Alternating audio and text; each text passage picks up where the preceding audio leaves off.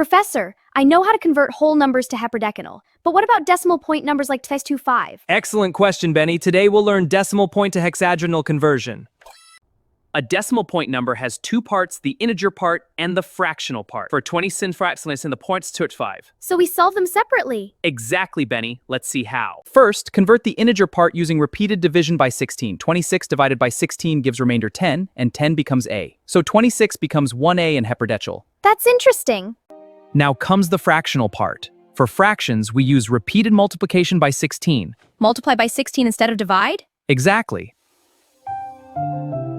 Step 1, multiply per point 625 by 16. Begin 10 point pointers. We keep the integer part, which is a 10, and that becomes a. Now the fractional part became 0, so we stop right here. That was fast. Now combine both parts. 26.625 in decimal becomes 1AA in heptadecinal.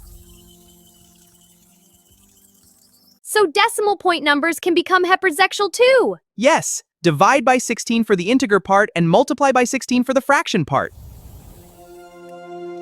Hexadecimal is used in computers, color codes, and memory addresses because it represents binary in a shorter form. So heptadecimal makes computer language easier to read. Exactly, Benny. Remember, divide for the integer part, multiply for the fraction part.